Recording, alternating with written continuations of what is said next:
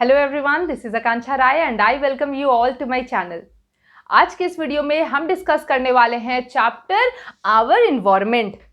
ठीक है, ये वीडियो जो है हमारा सेकेंड पार्ट है इस चैप्टर के लिए। फर्स्ट पार्ट में हमने बहुत मेजर टॉपिक डिस्कस कर लिए हैं, ठीक है, इसीलिए मैंने यहाँ मेंशन किया है पार्ट 2। तो जिन लोगों ने पार्ट 1 वॉच नहीं किया है उन लोगों के लिए प्रॉब्लम हो सकती है यहाँ पर न्यू चीज़ों को समझने में। तो बेटर होगा कि पहले तुम लोग पार्ट 1 को देख लो पूरा, बहुत अच्छे से उसमें चीज़ों को समझाया गया है। उसमें इन्वायरमेंट के बारे में सारी चीज़ें बताई गई हैं, एज वेल एज वहाँ पर तीनों कंपोनेंट जो हैं इन्वायरमेंट के उनको भी बहुत क्लियरली बताया गया है। ठीक है, तो वहाँ पर देख लो एंड स्टार्ट करते हैं फिलहाल अपना इस सेशन में ये पार्ट जो है आर इन्वायरमेंट का आफ्टर फर्स्ट पार्ट। ठीक है, चलो यहां हम स्टार्ट करेंगे विथ द टॉपिक बायोडिग्रेडेबल। सुना है कभी? नहीं सुना है तो डरना नहीं, और सुने हो तब तो डरोगे ही नहीं। दोनों बात है, बायोडिग्रेडेबल ई है ये, एंड नॉन बायोडिग्रेडेबल। टफ है क्या ये स्पेलिंग? बिल्कुल नहीं, इसको तोड़ के पढ़ना है, बिल्कुल भी ऐसा नहीं सोचना पहाड़ जैसी स्पेलिंग है कैसे याद होगा। ठीक है, बायोडिग्रेडेबल एंड नॉन बायोडिग्रेडेबल, इसको तोड़ लो। देखो, बायो एक हो गया, डिग्रेड एक हो गया और एबल तीन पार्ट में तोड़ लोगे तो लिखने में प्रॉब्लम फिर नहीं होगी, स्पेलिंग याद करने में प्रॉब्लम नहीं होगी इतनी बड़ी। ठीक है, चलो समझते हैं क्या होता है ये।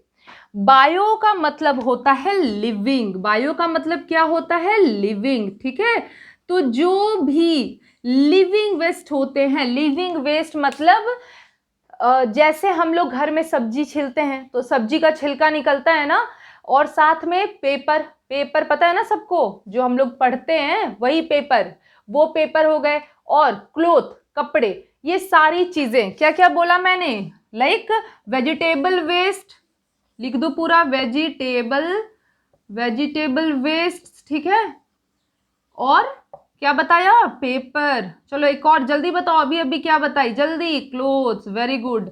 चलो ये सारी चीजें जो है वो क्या हो जाती हैं? Biodegradable waste. इसका मतलब कि इन सारी चीजों को सिंपलर फॉर्म में तोड़ा जा सकता है। सिंपलर फॉर्म में तोड़ा जा सकता है, इसका मतलब ये नहीं मैम पेज लिए फाड़ दिए एकदम छोटे छोटे टुकड़े करके ले आए। इसका मतलब है कि ये सब जो बने होते हैं किसी चीज के बने होते हैं, ठीक, कॉम्प्लेक्स चीजों के बने हुए हैं, तो सिंपलर फॉर्म में तोड़ना इसका मतलब कि उनको किसी ऐसे फॉर्म में चेंज कर दिया जाता है कि वो क्या हो सकते हैं? आराम से सॉल्युबल हो सकते हैं सॉइल के साथ। ठीक है, ये मीनिंग होती है किस चीज की? सिंपलर फॉर्म में तोड़ने की। क्लियर हुआ? मतलब हमारा टारगेट ये है कि वो कहीं पर पड़ी ना रहे, एब्जॉर्ब हो जाए। वो सारी चीजें पड़ी रहेंगी अगर एक चीज पे कोई चीज, तो वो जमा होती जाएंगी, एक्यूमुलेट होते जाएंगी, जो किस केस में होता है? नॉन बायोडिग्रेडेबल वेस्ट के केस में। यहां पर क्या होता है, ये बायो तो लिविंग है ना, लेकिन यहां पर हमने वर्ड डाल दिया है नॉन, तो इसका मतलब होता है क्या? नहीं, मतलब ये लिविंग चीजें नहीं है। तो इसके विदिन हम क्या बोल सकते हैं? Example plastic. देखो ये ऐसा एग्जाम्पल है, तुम लोग कॉमन अपनी लाइफ में भी सुनते आ रहे हो कि प्लास्टिक हमें नहीं यूज करना चाहिए, हमें प्लास्टिक बैग को प्रमोट नहीं करना चाहिए। तो उसके पीछे कोई रीजन होगा ना, उसके पीछे यही रीजन है कि प्लास्टिक जो होता है ना वो सिंपलर फॉर्म में नहीं टूट पाता है। इसका मतलब कि वो ऐसे फॉर्म में नहीं चेंज हो पाता है जिस फॉर्म को क्या हो, वो सॉइल में डिसॉल्व हो जाए या फिर कोई उसको एब्जॉर्व कर सके, प्लांट उसको मिनरल के फॉर्म में एब्जॉर्व कर सके, ये नहीं हो पाता है। ये होते जाता है जमा। अब बताओ ये जमा होते जाएगा, देखते हो ना, लाइक ड्रेनेज जो होता है, सीवेज होता है, वहां पर अगर प्लास्टिक जो है वो जमा हो गई, जो नॉर्मल तुम लोग अपने घर के अगल बगल नाली ही देखते होगे, तो वहां पर प्लास्टिक जमा होते जाती है, तो वो पूरा जो पैसेज है उसको क्या कर देती है? ब्लॉक। तो तुम लोगों को भी क्या करना है? प्लास्टिक यूज नहीं करना है, क्योंकि प्लास्टिक जो होता है वो होता है नॉन बायोडिग्रेडेबल वेस्ट, मतलब इसको डिग्रेड नहीं कर सकते। डिग्रेड का मतलब होता है तोड़ना। यहां देखो डिग्रेड वर्ड है ना, मैंने बताया ना 3 पार्ट में पढ़ो, तो डिग्रेड और एबल का मतलब करना, you are able to do thing, तुम कर सकते हो। तो इसका मतलब हो गया कि इसको हम लोग सिंपलर फॉर्म में नहीं तोड़ सकते हैं और इसको हम लोग सिंपलर फॉर्म में तोड़ सकते हैं। यहां करो टिक, यहां करो क्रॉस, दोनों में डिफरेंस समझ में आया। अगर क्वेश्चन आता है write the difference between biodegradable and non biodegradable waste, तो तुम लोग लिख लोगे कि this can be broken into simpler form and this can not be broken into simpler form. Clear है ये चीज? चलो एग्जाम्पल तो बहुत लिख लिया। यहां पर देखो, यहां प्लास्टिक है, साथ में तुम लोग सुन रहे हो अभी कितना हॉस्पिटल में कितने मेडिकल वेस्ट निकल रहे हैं ना, वो सारी चीजें भी कहाँ आ जाएंगी? वो आ जाएंगी नॉन बायोडिग्रेडेबल वेस्ट में। तो यहां पर ये पॉइंट क्लियर हो गया। चलो अब हम क्या कर सकते हैं, अपनी तरफ से कंट्रीब्यूशन करना चाहिए ना, तुम लोग तो इतने अच्छे बच्चे हो, करना चाहिए। तो अपनी तरफ से हम ये कंट्रीब्यूट कर सकते हैं कि जब हम वेस्ट फेंक रहे हैं बाहर, जैसे घर से कूड़ा होता है, कूड़ा हर दिन घर से फेंका जाता है, तो ये समझदारी कर सकते हैं कि दोनों वेस्ट को हम लोग अलग अलग करके फेंकें। इनफैक्ट अभी यहाँ तुम लोग जहाँ रह रहे हो वहाँ पर फैसिलिटी कितनी नहीं अवेलेबल है या अवेलेबल है मुझे नहीं पता, बट सिटीज में वहां पर डस्टबिन का रूल है, 2 डस्टबिन का। वहां पर एक डस्टबिन जो ग्रीन डस्टबिन है उसमें लोग क्या करते हैं, वेजिटेबल्स के छिलके या ऐसे कोई भी प्रोडक्ट जो बायोडिग्रेडेबल के विदिन आते हैं उनको एक डस्टबिन में डालते हैं, एंड द अदर डस्टबिन जो होता है उनको अवेलेबल, उसमें वो नॉन बायोडिग्रेडेबल वेस्ट डालते हैं, सो दैट दोनों चीजें अलग अलग रहें, ताकि जब आगे उनको ले जाया जाए कहीं डंप करने के लिए तो उनको उस अकॉर्डिंग डंप किया जाए। अब यहाँ पर अलग अलग डंप करने का तो एक फायदा है कि इनको अलग डंप कर दिए, कि इन रिसाइकल कर दिए, या जो इनका हुआ काम वो कर दिया गया। यहाँ पर क्या केस होता है, तुम लोगों के घर अगर वेस्ट मटेरियल निकलेगा ना, घर पे खाना तो खाओगे ही, कैसे नहीं खाओगे, तुम छिलके हो रहे, अगर मान लो तुम्हारा घर गार्डन तुम्हारे घर का बड़ा है, तो तुमको क्या करना है, जो घर का जो वेस्ट मटेरियल है उसको अपने घर के गार्डन में कहीं पर दूर में, ज्यादा सामने नहीं करना, थोड़े दूर में क्या करना है, गड्ढा खोद के उसमें डाल दो। ठीक, वो जो छिलके हैं, जो ये सारी चीजें हैं, वो तुम्हारा काम करेंगी एक किस चीज की तरह, कंपोस्ट की तरह। जो हम लोग खाद बोलते हैं ना, जो अच्छा होता है प्लांट के लिए, तो वो काम करेगी एक कंपोस्ट की तरह। और जब वो अच्छे से मिक्स हो जाएगा सॉइल में, तो वो हमारा, जब हम वहां पर कोई प्लांटेशन करेंगे, कोई प्लांट लगाएंगे, तो बहुत ज्यादा यूजफुल होता है। ठीक है, क्योंकि ये खाद बन जाता है, डालते हैं ना प्लांट में खाद, पॉट में डालते होगे, गार्डन में डालते होगे। ये एक बात हो गई। जब हम लोग ये काम, मतलब ये जब हम लोग ये कंपोस्ट बना रहे हैं, हम लोग जो घर का वेस्ट मटेरियल है वो तुम लोग गए गार्डन में डाल दिए, वहां पर जब वो एक्यूमुलेट हो गया, ठीक, तो वहां पर जब हम लोग वर्म पता है ना, अर्थवर्म सबको पता है, ठीक, जो छोटे छोटे तुम लोग को दिखते होंगे जमीन में चलते हुए। इनफैक्ट अगर घर में पौधे वगैरह होंगे तो कभी जाके ऑब्जर्व करना, थोड़ा पुराना अगर वो होगा मिट्टी, तो उसमें तुम लोग को दिखेंगे छोटे छोटे वर्म। तो जब हम लोग ये कंपोस्ट फॉर्म करते हैं, अभी बताया मैंने, compost with the help of earthworm, generally use करते हैं क्या, रेड, ठीक है, रेड वर्म्स यूज करते हैं, रेड अर्थवर्म, और इनके हेल्प से व्हाइट भी यूज होता है, ठीक है, व्हाइट, रेड, याद रखना कलर जो बुक में मेंशन है। इनके हेल्प से जब हम कंपोस्ट बनाते हैं तो इस प्रोसेस को हम लोग कहते हैं वर्मी कंपोस्टिंग। क्या कहते हैं, वर्मी कंपोस्टिंग। याद रहेगा ये कि भूल जाओगे?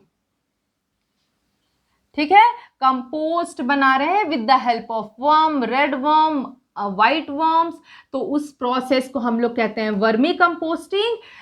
और बहुत ही ज्यादा ये यूज भी होता है वाइड लेवल पे, बड़े बड़े लेवल पे यूज किया जाता है। जो फार्म्स होते हैं, जो बड़े लेवल की क्रॉपिंग करते हैं, प्लांटेशन लगाते हैं, वो क्या करते हैं, जितना ये हम लोगों ने अलग किया था ना बायोडिग्रेडेबल वेस्ट, उनको वो पूरा डंप करते हैं अपने एरिया में, जहां पर उनको क्या करना है, प्लांटेशन करना है। तुम लोगों के लिए वो क्या है, कचरा है, वेस्ट मटीरियल है, ठीक है, गंदी चीज।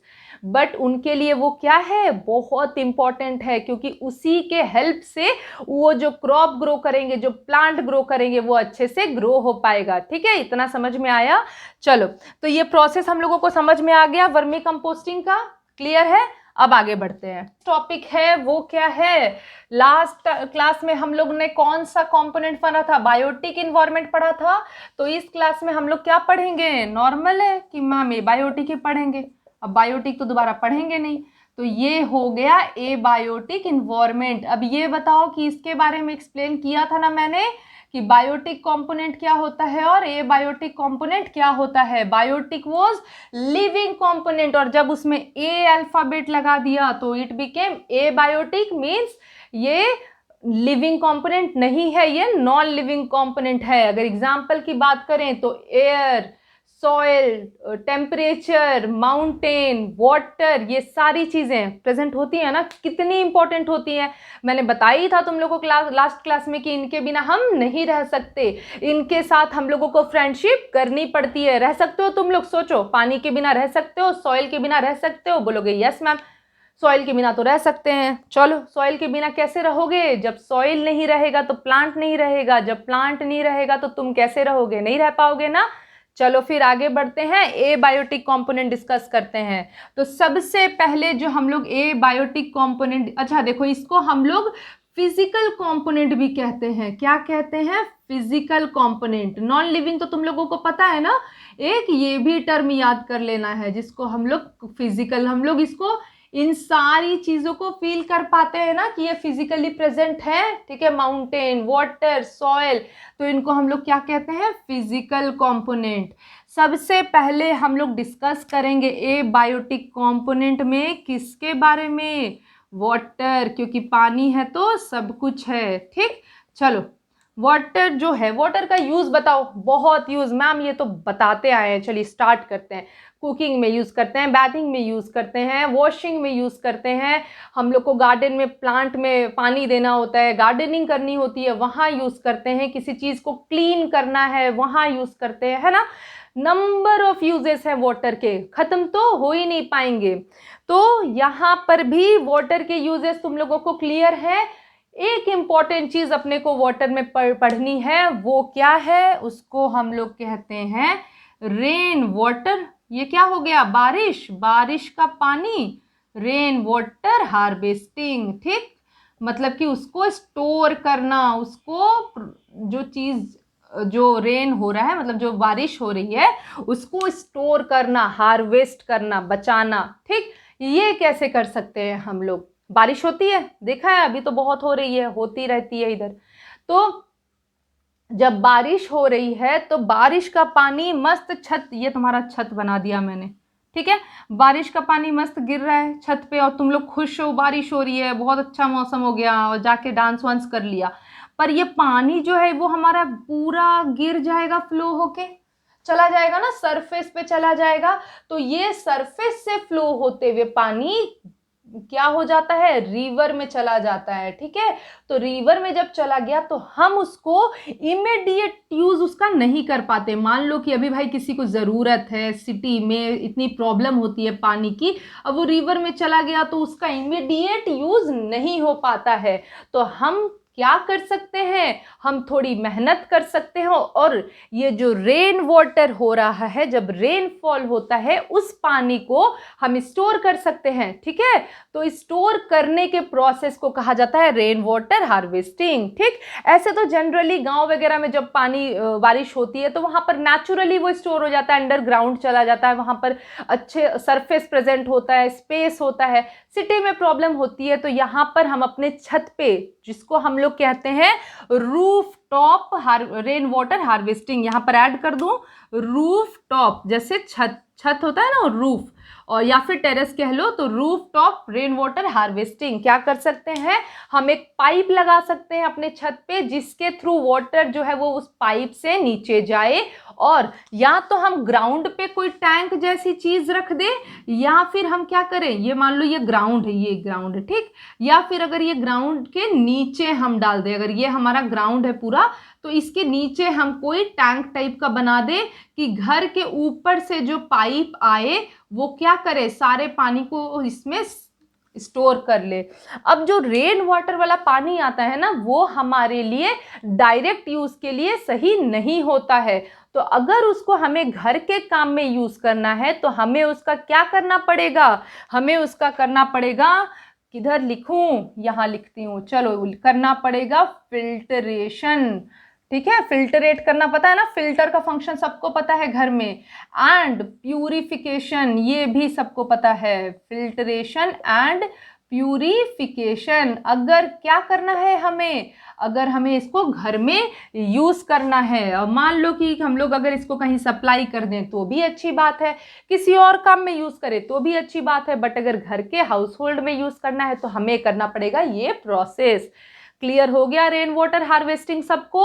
तो ये क्या हो गया, सिंपली एक प्रोसेस है जिसके थ्रू वाटर को हम स्टोर करते हैं सो दैट हम उसको यूज कर पाए और वाटर की बर्बादी ना हो। क्लियर हो गया? चलो, तो ये सारी चीज हो गई अबाउट वाटर। अब एक और पॉइंट हम लोग डिस्कस करते हैं ये बायोटिक इन्वायरमेंट का। बहुत तुम लोगों के लिए अच्छा पॉइंट है, बहुत इंटरेस्टिंग भी है, क्या बोल रही हूँ मैं, इंटरेस्टिंग भी है। और ये हो गया क्या, एयर। ये तो सबको पता है, वाटर भी तो सबको पता था, सब तो तुम लोग को पता ही है। मजे की बात है ये तो। चलो एयर पे आ जाओ, किधर है ना, चारों तरफ। नहीं होगा तो रह ही नहीं पाएंगे। एयर में प्रेजेंट होते हैं इंपॉर्टेंट गैसेस। हम लोगों को पता है, हम करते हैं ब्रीदिंग, करते हैं ना, उसमें हम लोग लेते हैं ऑक्सीजन और हम रिलीज क्या करते हैं, कार्बन डाइऑक्साइड। ये दोनों किधर प्रेजेंट है, एयर में प्रेजेंट है। ठीक है, तो all the important gases are present in air. उसके साथ साथ हम लोगों को नाइट्रोजन भी प्रेजेंट पता है, वो भी प्रेजेंट होता है। तो गैसेस तो पता चल गए कि एयर क्या है, एक मिक्सचर है। मिक्सचर में कई सारी चीजें प्रेजेंट होती हैं, वैसे ही एयर में कई सारी चीजें प्रेजेंट होती हैं। तो याद रखना है कि air is a mixture of gases, बहुत सारे गैसेस प्रेजेंट हैं। ठीक, दो तो अपने काम वाले हम लोगों को पता है, ऑक्सीजन और कार्बन डाइऑक्साइड। ऑक्सीजन अपना फेवरेट। चलो आगे बढ़ते हैं, तो बात करते हैं अब एयर का। तो यहां पर हो गया, बड़ा अच्छा है, बड़ा अच्छा है, बट एयर में डस्ट पार्टिकल भी प्रेजेंट होते हैं। और अभी तुम लोग इतना सुन रहे हो वायरस के बारे में कि मास्क लगा के घूमो, जो तुम लोग को करते रहना है।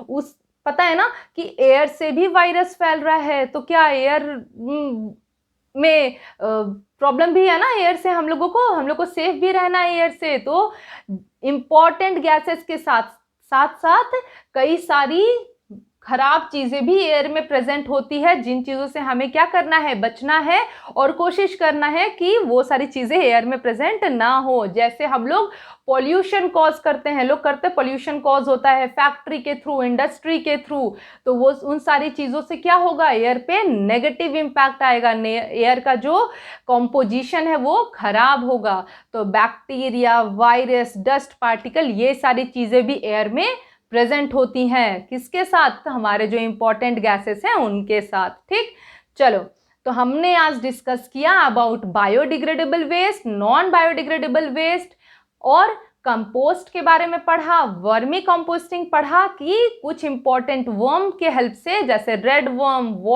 वाइट वर्म, इनके हेल्प से क्या हो रहा है, वर्मी कंपोस्टिंग प्रोसेस किया जा रहा है। ठीक है, ये पढ़ा हमने। साथ में हमने एबायोटिक इन्वायरमेंट स्टार्ट किया, जिसमें हमने 2 मेजर पॉइंट पढ़े, एक पढ़ा हमने वाटर और दूसरा पढ़ा हमने एयर। हमारे और भी पॉइंट्स बाकी हैं जो हमारे नेक्स्ट सेशन में कंप्लीट हो जाएंगे, और उसके बाद हम डिस्कस कर लेंगे सारे एक्सरसाइज क्वेश्चन, तो तुम्हारा चैप्टर हो जाएगा कंप्लीट। ठीक है, अब कोई प्रॉब्लम हो यहाँ तक में कि मैम ये चीज मिस हुई, ये चीज नहीं समझ में आया, कमेंट करो और मैं वो नेक्स्ट क्लास में तुम लोगों को क्लियर कर दूंगी। ठीक है, और अगर ये वीडियो अच्छा लगा तो सब्सक्राइब तुम लोगों को दिख रहा है, तुम लोगों को क्या करना है, उसको टच करना है सो दैट मेरा चैनल हो जाए सब्सक्राइब, और अपने फ्रेंड्स के साथ शेयर करना है वीडियो को। ठीक है, चलो फिर stay safe and bye bye everyone.